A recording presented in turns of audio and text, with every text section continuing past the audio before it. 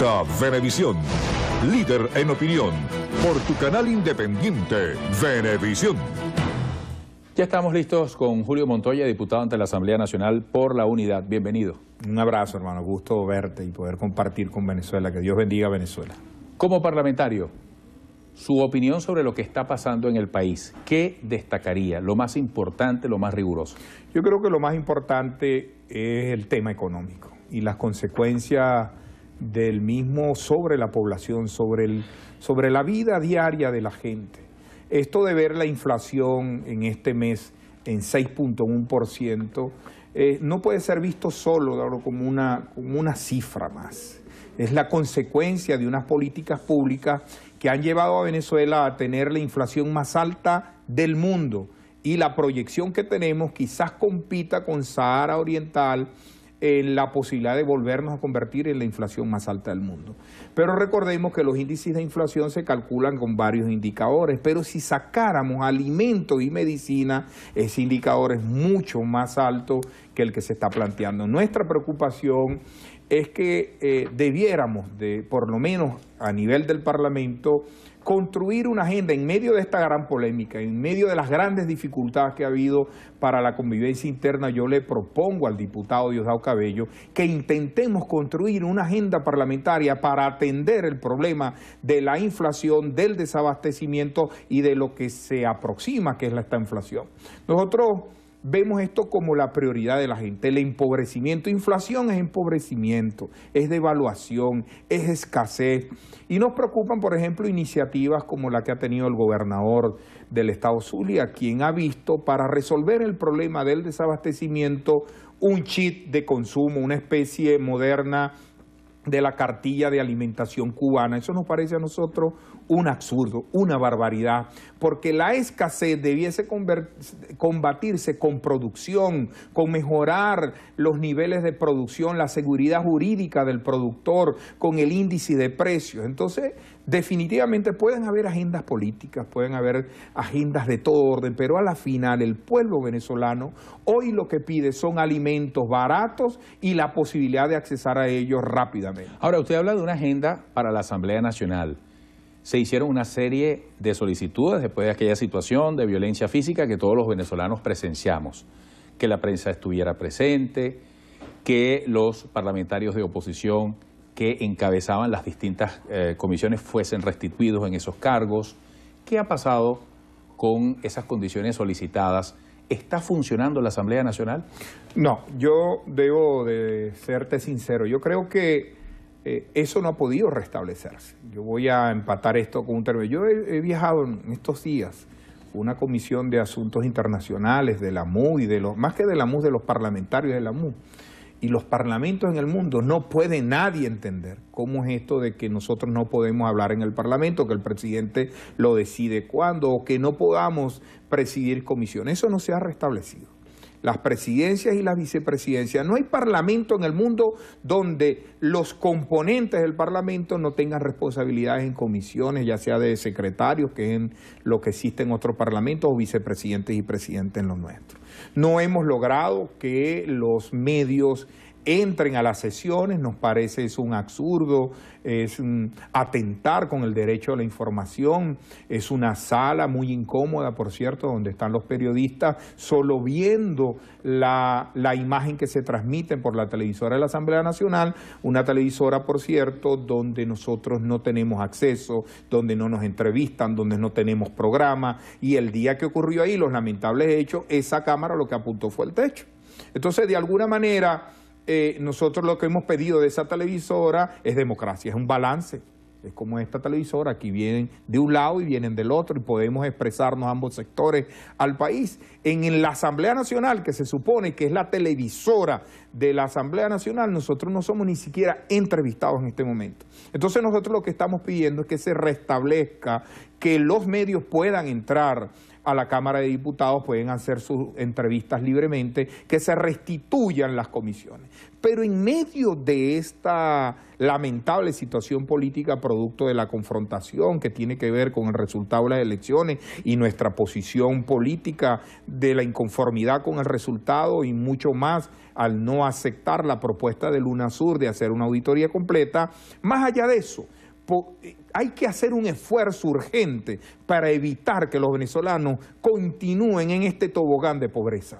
Y eso es aprobando urgentemente un conjunto de medidas económicas y sociales. Por ejemplo, nosotros seguimos insistiendo en la ley que le entregue a los jubilados y pensionados de este país un bono de alimentación, porque la inflación se comió la pensión que apenas le alcanza para comprar medicina. Nosotros creemos que hay que restituir el poder adquisitivo de los pensionados y jubilados de este país, que hoy tienen un drama. Un bono de alimentación solo para pensionados y jubilados. Solo para pensionados y jubilados, para poder equiparar el grave impacto. Y para el resto del país, por ejemplo, que nos esté viendo y diga, bueno, a mí tampoco me alcanza el dinero, ya que usted habla de un conjunto de medidas, ¿cuál pudiera ser una sugerencia? Nosotros hemos solicitado que discutamos y revisemos la política social de seguridad social de los venezolanos, por ejemplo, para incorporar al chofer de las busetas de Caracas, que no tiene seguro social, que no va a tener jubilación, o allá en mi municipio de San Francisco, los choferes que van de San Francisco al centro, los Cortigos, o el de Valera a La Puerta, o el de Ciudad Bolívar, Puerto Ordaz, los choferes de tráfico del transporte público venezolano no están adscritos al Seguro Social ni tienen pensión con su jubilación. Eso también ocurre a nivel del kiosco, a nivel de los artistas, a nivel de los creadores. Nosotros creemos que hay que resolver urgentemente la seguridad social del trabajador independiente, que le permita insertarse en la seguridad social y pueda tener mínimo atención médica a través del subsistema médico del Seguro Social y, por supuesto, una pensión cuando cumpla sus 60 años y pueda tener acceso a la jubilación. Por eso le digo que es un paquete social que hay que discutir más allá de las diferencias políticas. Pero además del paquete y las ayudas sociales para que la gente tenga más recursos, ¿cómo se detiene la inflación, que al final afecta a todo el mundo? Con disciplina fiscal. Yo creo que el gobierno no puede continuar administrando el país por vía de los créditos adicionales. Yo tengo muchos años de parlamentario, como lo digo con mucha broma, yo llegué al Parlamento con pelo, ya no tengo, ¿no? Y lo decía, yo llegué de 28 años al Parlamento y nunca en mi vida había pasado por la pena de votar un crédito adicional como el que voté hace un mes. Es decir, los créditos adicionales son para ayudar a pagar pasivos laborales, que por cierto exhortó al gobierno a atender el tema universitario, que cada vez es más grave. Así como el Bandes le dio $8 millones a la Universidad Arcis de Chile para pagar sus pasivos laborales, yo hoy le exijo al gobierno nacional que reivindique el papel de los profesores universitarios, mejore su calidad de vida y detenga esta avanzada de la conflictividad, porque nosotros lo que queremos en la universidad es en clase, pero no está en clase porque no tiene recursos. Pero los créditos adicionales son para resolver esos problemas, para resolver problemas de autopista, de acelerar el proceso de desarrollo venezolano, pero apoyar un crédito adicional para comprar 50 millones de rollos de papel sanitario, o 8 millones de paquetes de toallas sanitarias, o 5 millones de pasta dental, 6 millones de cremas dentales, es un país en crisis. Ahora fíjese, culminó esta primera etapa del gobierno de Calle, el presidente Maduro, su gabinete, han hecho recorrido por el país, se han aprobado una serie de recursos, la Contraloría, el seguimiento administrativo, la inversión de ese dinero, de alguna manera puede ser medido, puede ser evaluado por la Asamblea Nacional. Y relaciono esta pregunta con la proximidad del 8 de diciembre y lo que estará en juego con el tema de las alcaldías. Bueno, fíjate que comienzo por último. Yo creo que el tema del poder local, municipal, es muy importante para el país. De hecho, en mi caso personal voy a postularme al municipio de San Francisco, en el Zulia, pero yo creo que hoy esa no es la agenda. La agenda de los venezolanos hoy es, o por lo menos lo que quiere ver de nosotros, es luchar contra ese del chis de la comida, contra los racionamientos eléctricos, contra el tema de los apagones eléctricos, las multas eléctricas, luchar a favor de que los pensionados y jubilados puedan tener acceso a una seguridad social mucho mejor, entre otras. Yo, en lo que se respecta a esto que llaman el gobierno de Calle, yo no he visto los resultados.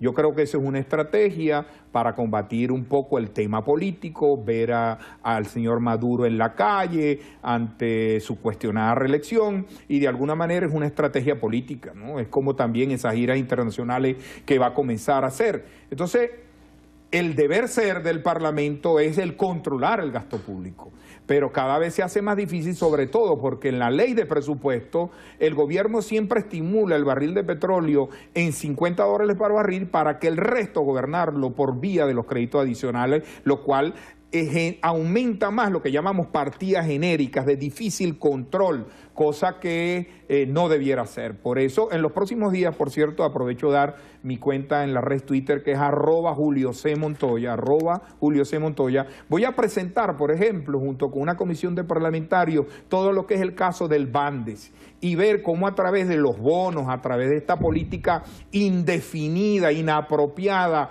que tiene el gobierno en materia económica, estafan a los venezolanos y el presupuesto nacional con sobreprecios, con comisiones que empezaron a través de un banco del Bandes Uruguay. Entonces, de alguna manera, hoy, ¿qué es lo que quieren los venezolanos de su dirigencia política? Tanto los oficialistas como los opositores, una dirigencia responsable que en medio de esta confrontación política necesitamos un espacio para discutir economía, para discutir seguridad social y seguridad personal.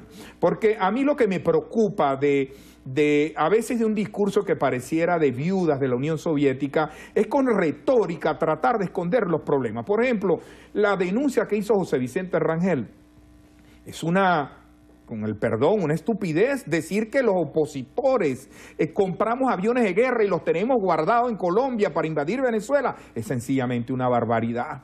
Volvieron a aparecer paramilitares como en la finca Dactari. Entonces, siempre esa teoría como de Goebbels, de manipular la información, o de Chomsky, de poner la agenda mediática y la manipulación mediática, es reiterativa. Los venezolanos lo que quieren saber es cómo van a comprar harina, cómo van a comprar aceite, por qué no resuelven el problema de los apagones. Entonces, de alguna manera, nuestro exhorto a la Asamblea Nacional es que construyamos una agenda de cara a la gente y a todos los dirigentes políticos nacionales, y esto es un exhorto a los míos, digamos a los de la Mesa de la Unidad.